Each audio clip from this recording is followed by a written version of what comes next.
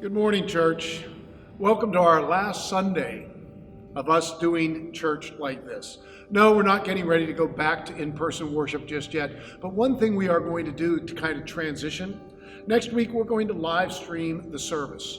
We're going to have the band back there, pastors will be here, we'll have the sermon, we'll have the music. I think it's an exciting way to prepare to come back to in-person worship. We do have a plan for that as well. The second week in August, we're going to come back to in-person worship. We will be sending out the list of things of how we're going to keep you safe, of the things that you're going to need to do to be able to come to in-person worship, the way we're going to socially distance, all the different things that are going to happen. But I wanted to let you know about those two really important milestones as we make our way back to being somewhat of a church in person. We're still going to continue with the live stream even when we're in person worship. So you'll have an option. Now, one thing that I want to let you know about, and it's been a great success so far, and that is the Haymarket Food Pantry. You remember that Sean told you that they moved next to Mama Mia's right up the street from the church. We have the doors open Tuesday through Friday for you to come and deliver food that they need to restock their shelves. It's a great way to make a difference in your community during these times. Also, we're hoping that in the near future, we're going to be doing more mission work. The youth are looking at doing some stuff around their home because we're not allowed to gather in groups yet, but we're doing exciting things each time we find something new that we can do to be the hands and feet of Christ. This morning, Benson is going to be preaching for us. I want to have a word of prayer about our church and about Benson's sermon and all the things that are going on in our lives. Let's bow our hearts and heads in prayer. Gracious God, first I ask you to bless my brother Benson as he brings your word to us. Pray that you would fill him with your spirit, that your words would be his words. And then secondly, Lord, I ask you that as we continue through this time in which we can't gather in person, I pray, Lord, that you would draw us together as a church community, as a church family, as the body of Christ in new ways. Lord, open our eyes, open our hearts to new possibilities. In Christ's name, amen.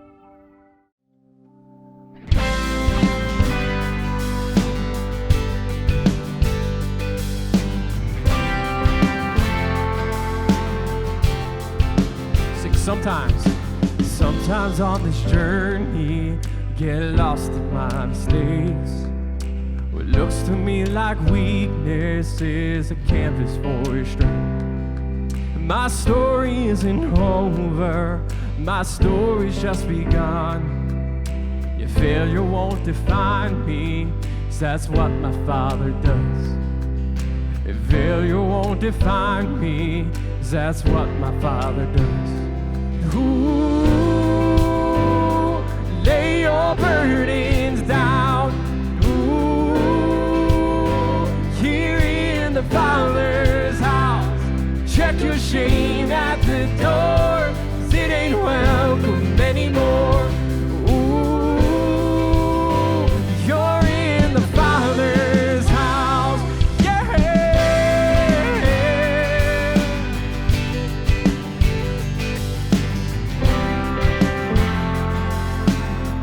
Sing Arrival. Arrival's not the end game, the journey's where you are. You never wanted perfect, you just wanted my heart. The story isn't over, if the story isn't good. Your failure's never final when the Father's in the room. Failure's never final when the Father's in the room.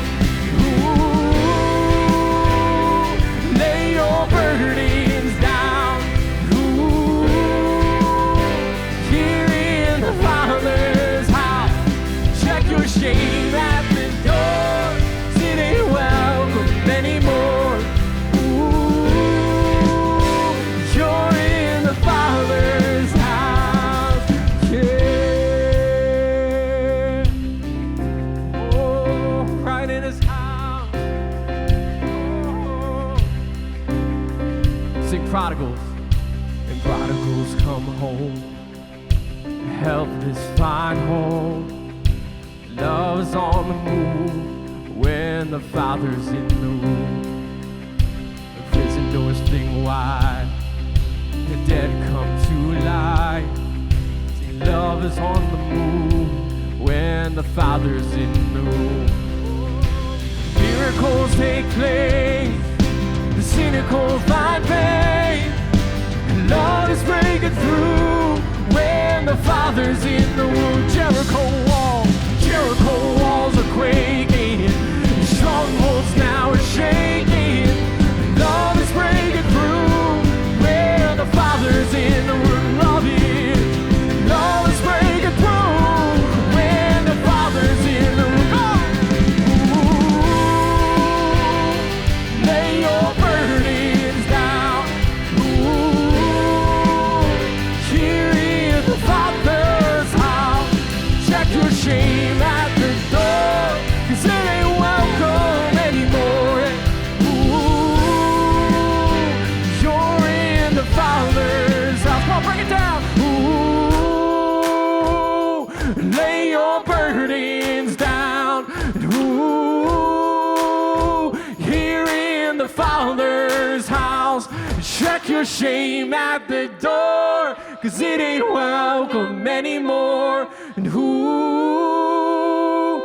you're in the Father's house.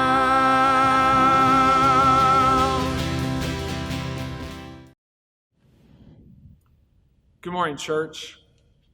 My name is Pastor Benson. For those of you who don't know me, I work with our house churches, Revive House Church, and now I am starting to help out again at our main campus, and it's a joy to be with you this morning. I'm excited for the message that God has laid on my heart that I feel like is needed, not just for our church, but for our whole area right now. And so before we jump into God's Word, we're going to be spending time this morning throughout the book of 2 Samuel, chapter 22.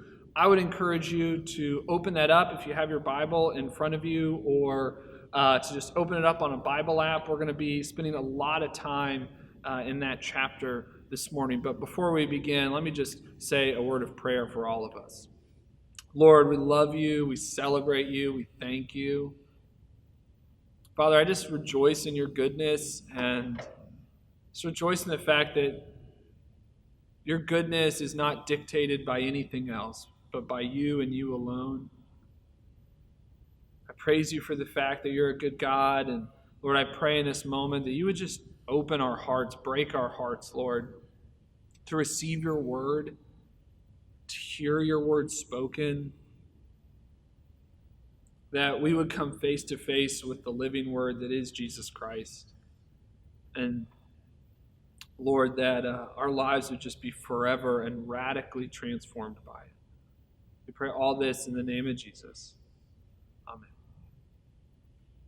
So I know I'm asking everybody to think long ago, but do you remember what it was like when the whole quarantine thing started? I've been giving it some thought recently, because now we're like at this place where everybody's just totally losing track of time and doesn't know what day it is. You might be watching our live stream and it's actually Monday and you think it's Sunday, or heck, it could be Thursday, and you're watching it now thinking it's Sunday. Surprise, it's not. But right when all this starts, I remember there were like different phases that I went through, and you might have gone through these phases. And I'm not talking about like the reopening phases or the official quarantining phases. I'm talking about like the mental chunks I created in my mind of breaking down quarantine. Right when quarantine first happened, I remember my wife Alicia. She came home and she was like, "I think the schools are going to be closed next week." And I like to think of this initial moment. It was pretty good. I like to call it the coronation, because it was close to spring break, right? And school's going to close an extra week. And honestly, like, I'm just being real here. I was thinking, sweet, double week of spring break. Like, how cool is that? Obviously, it turned out to not be that cool. And the quarantine continued on. And so once I got through the coronation phase, then I entered into the phase of like, I'm going to do all these sorts of things. Like, I call this the I'm going to be a better person phase, right? And so it's like, I'm in quarantine. I need to restructure my life based around quarantine. I have two options here. I'm either going to eat cheesy puffs for like the infinite future, and I am going to exit quarantine a mess and a slob, or I'm going to exercise, be outdoors, lose weight, develop spiritual disciplines, eat healthy, cook at home, save money, and just all in all, I will exit quarantine whenever that happens as a superior form of human to what I am now. And that got me through a few months, or like a month and a half of like eagerness to be better. And then the next phase of this has been the like, can I just get through it, right? Can I just get through it? And then I think finally what's happened, and I don't know about you, this is where I am. I think this is where most people are. It's the, I just need to do something. Like, I'm worn down, I'm tired, I'm somehow exhausted from being home. The joy of being with my family all the time has worn off. Turns out the teacher was right, my kid's a punk, whatever that is, right? We're just getting worn down. And so, of course, we're all going to like social media and different sites to share our thoughts and to equally get frustrated by people who have thoughts that are different than ours. And I find myself thinking a whole lot right now, what can I possibly do to be a Christian? Like, what can I possibly do to still serve and care and love people and be with people and connect with people and bring messages of hope and goodness to people? How can I reach my neighbors when whether or not I'm allowed to reach my neighbors is even possible? And I think these are like legitimate, serious questions for us all to be wrestling with. And so on the podcast, on the Free Range Church podcast that we do, that's continued to run through quarantine, we've just been reading through the Bible in a year. And part of that reading in early June was 2 Samuel, and specifically it was 2 Samuel 22, which is this just awesome, it's actually a song, but it's this awesome writing that King David puts down that describes so many of these emotions and experiences that I think some of us might be feeling. And what I love about reading the scriptures and being able to connect the scriptures with our own lives is the fact that you realize what we think is bad, sometimes people in scripture are going through it in a way so much worse than we might ever have experienced, or at least in ways that we can totally relate to. And so David says this at the beginning of 2 Samuel chapter 22. I'm going to start in verse 2. He said, "The Lord is my rock, my fortress, my deliverer. My God is my rock in whom I take refuge, my shield and the horn of my salvation. He is my stronghold, my refuge, my Savior." And you hear that and you think like, okay, David just totally understands what God is going to do for him. He has this like great idea about God, which I think is so relatable and connects to where many of us are, where we know God as our Savior. We know God should be a refuge. We know God should be a rock, should be a fortress for us. And even in the midst of this praise, David then immediately writes of his current situation in verse 5, "The waves of death swirled about me. The torrents of destruction overwhelmed me. The cords of the grave coiled around me. The snares of death confronted me. And in my distress, I called to the Lord. I called out to my God." Man, and I read that and I just think about how David understood the world around him and the words he uses to describe his situation in life, right? That there is literally torrents and death and cords and all sorts of these awful things just swirling around him, wrapped around him, tied around him, coiled around him, as he says in the scriptures. Right? I'm thinking like, man, if David is crying out to God here with what's going on in his life, how much more, right, can I cry out to God with what's going on in my own life, what's going on in the life of my neighborhood, what's going on in the life of my community, with what's going on in the life of my church. And David is understanding who God is, but is equally saying, like, even though I understand these things, even though I understand you should be my refuge, like, I still need you, Lord, and I still need to cry out to you because as I feel helpless and I feel like I can't do anything and I feel like there's just absolutely no more hope left for me. And then he writes this towards the end in verse 33. He says, "It is God who arms me with strength and keeps my way secure. He makes my feet like a deer, and he causes me to stand on heights. He trains my hands for battle. My arms can bend a bow of bronze. You make your saving help my shield. Your help has made me great." And it's just this awesome, awesome way that David understands God working in his life. Right? That's not just about sort of this existential or mental leap of thought that says, yes, God, you are my salvation. But that in the midst of our distress and crying out to God, right, David says it's not just, and we're going to talk about this a bit later, not just that God will just storm in and help us with our problems, but that God equally gives us strength in the midst of all of this. I remember when I was in high school, there was this really particular and really special moment in my life. When I was growing up, we had all sorts of rules in my house, and my parents are awesome. One of these rules, though, was simply the teacher is always right. The teacher is always right. So, like, it didn't matter how old I was, how young I was. It didn't matter how annoying I was being. It didn't matter how disruptive I was being. It didn't matter how perfect I was being. The teacher was always right in all possible circumstances. And there were rules that came along with that, which is if we complained about our teacher at home at the dinner table, my parents would say, doesn't matter, the teacher's right. If we would say about how we wanted to talk back to the teacher or how the teacher needed to be put in place, my parents would say, no, you're not going to do that. The teacher is always right. Well, in high school, I went through an experience with a teacher where not only did they do something that hurt me and affected me, but they did it in a very public way and in a way that caused all sorts of pain and embarrassment to me. And so I went home that day and I was going to share it with my parents, but I knew what they were going to say, right? The teacher is always right, Benson. So I share this experience, and my dad this time doesn't say the teacher's always right. He says, Benson, if what you're saying is true, this is what I want you to do the next day. And if this is how your teacher responds to you, I want you to leave the classroom. I want you to call me on your cell phone, and I will take care of it.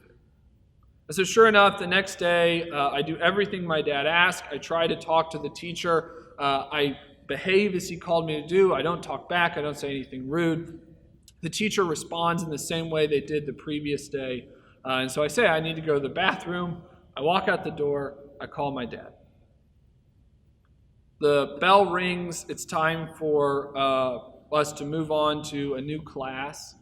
And as I leave the classroom, they're standing outside the door, having both taken off of work and with quite some speed, arriving at school and finding the class I was in are both of my parents.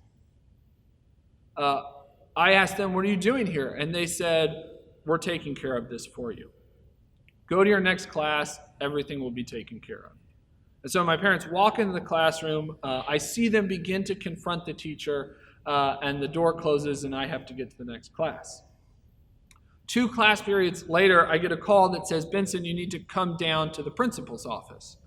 I, of course, assume, based on my usual shenanigans and things I was doing, that I'm somehow in trouble. I get to the principal's office of my high school. I walk in the door, and there sitting with the principal are both of my parents. And I begin this conversation with the principal, explaining my side of the story and giving names for people who can verify that what I'm saying is true.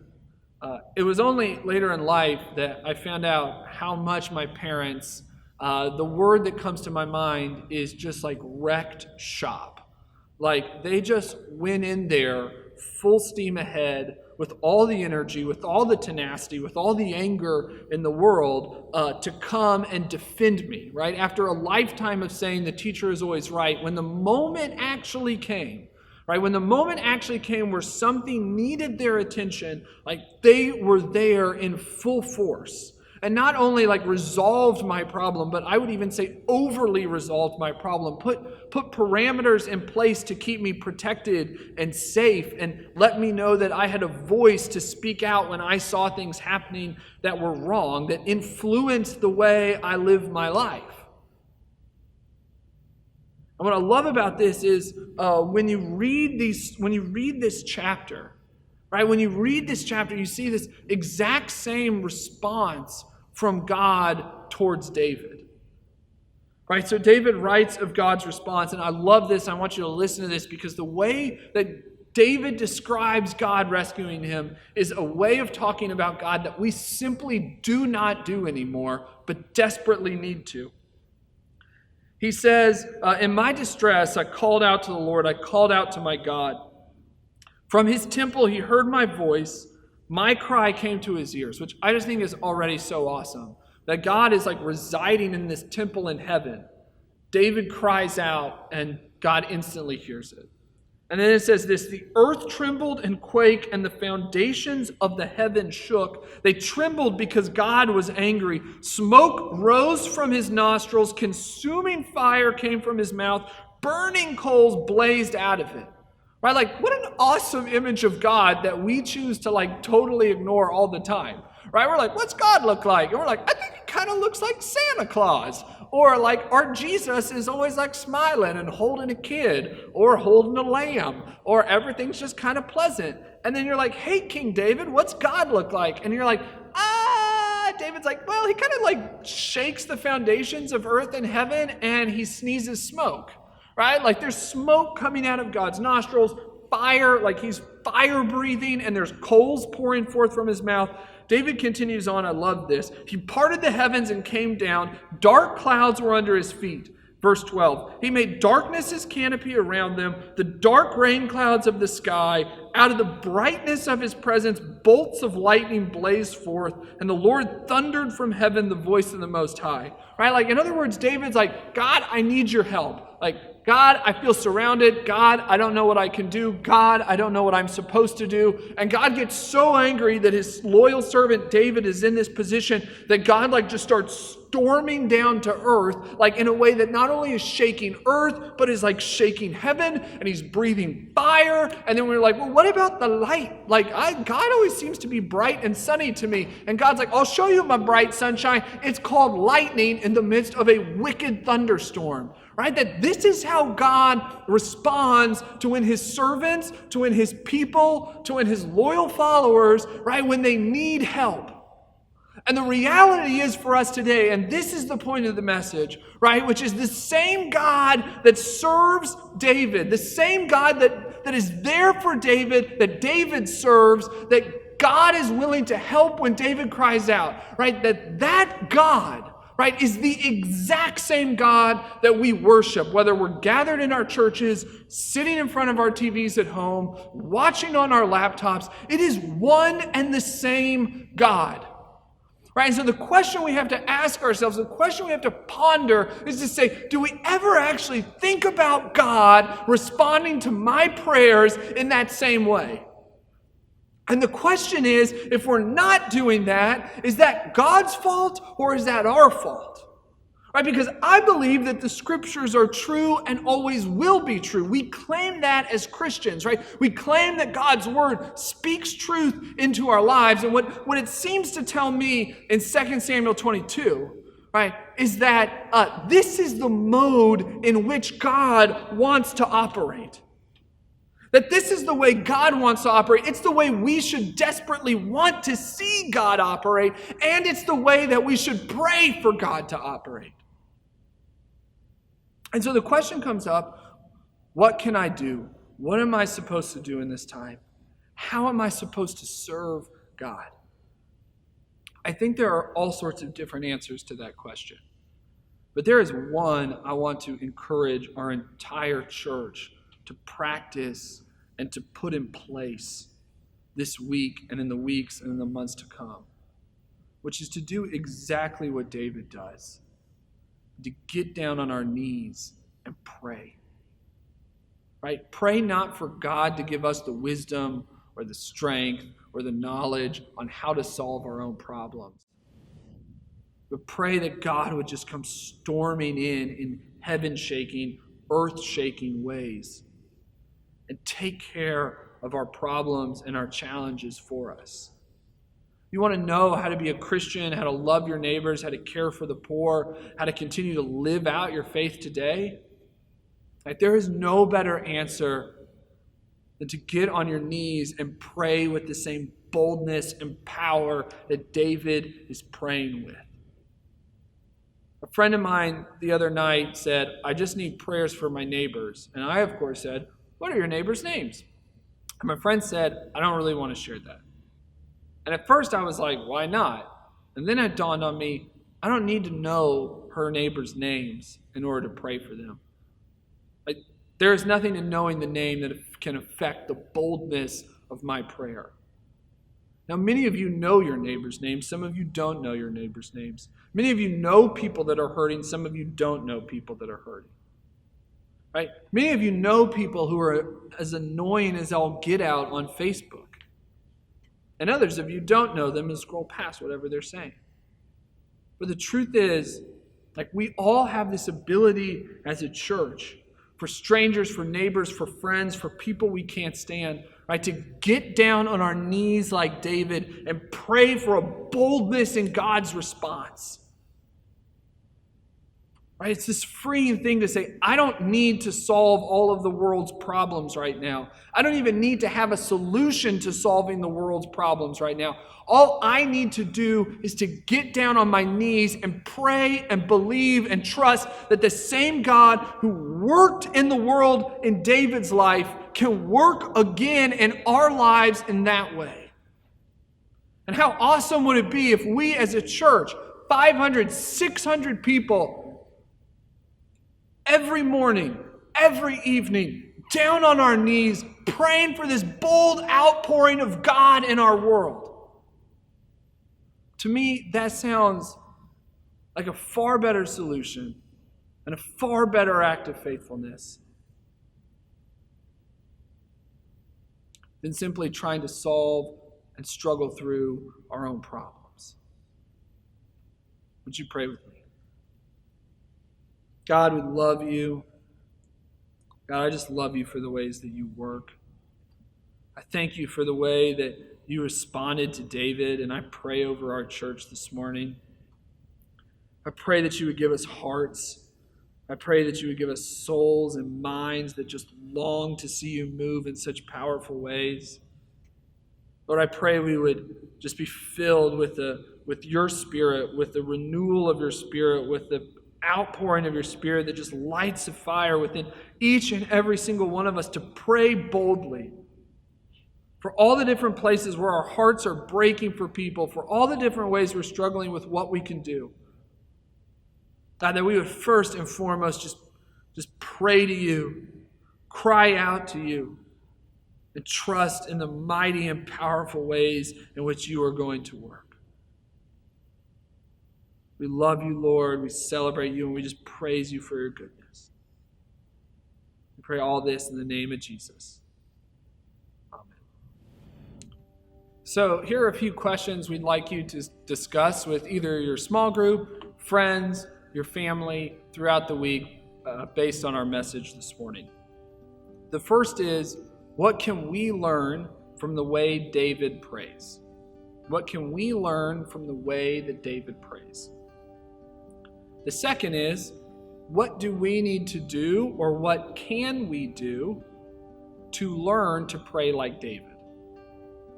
What do we need to do, or what can we do to learn to pray like David? And the final question is really simple, and I think also involves some action.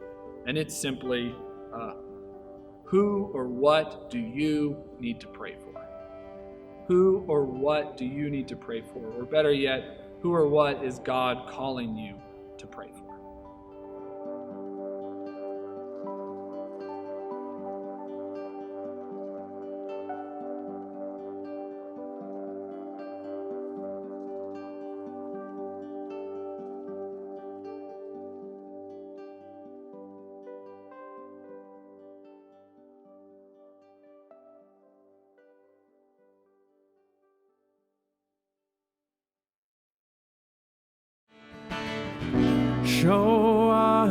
Show us your glory. Show us your power. Show us your glory, Lord. Sing that again. Sing, show us your glory. Show us your glory. Show us your power. Show us your glory, Lord. Here we go.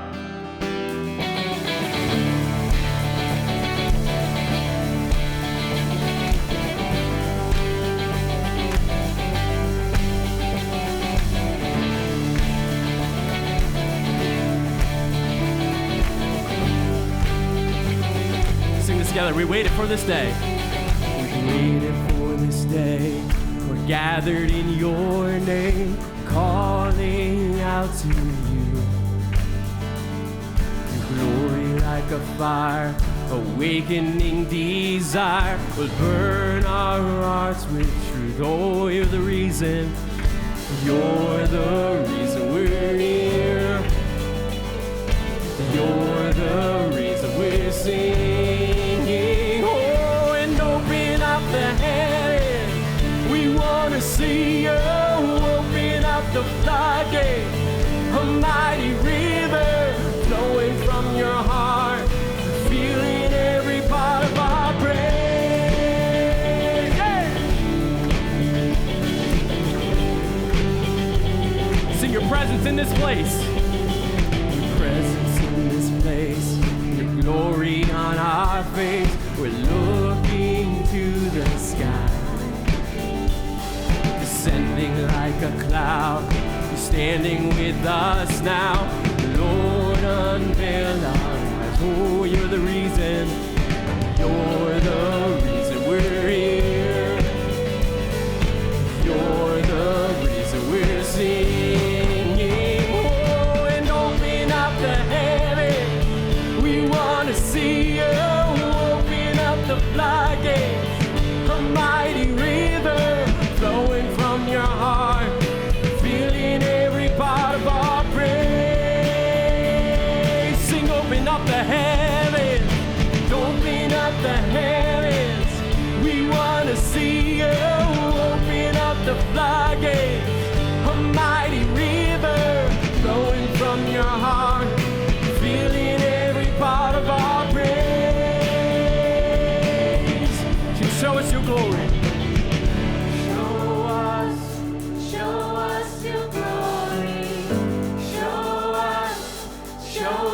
Your power, show us your glory, Lord. Oh, sing it again, show us your glory. Show us your glory. Show us your power. Show us your glory, Lord. Oh, sing, open up. Open up the heavens. We want to see you. Open up the floodgates. A mighty river flowing from your heart, feeling every part of our praise. Sing, open up the heavens. Open up the heavens. We want to see you. Open up the floodgates.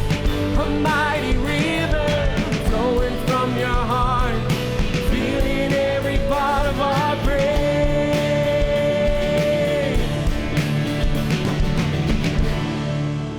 Amen.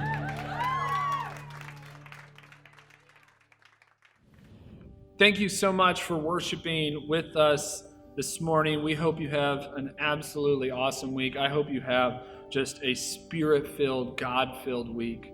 I think it's so awesome that God gives us the opportunity to make space, to make room, to cry out, to allow Him to work in our world. And that is not only freeing, but it's exciting and awesome as we have the ability to witness that and be a part of what God is doing.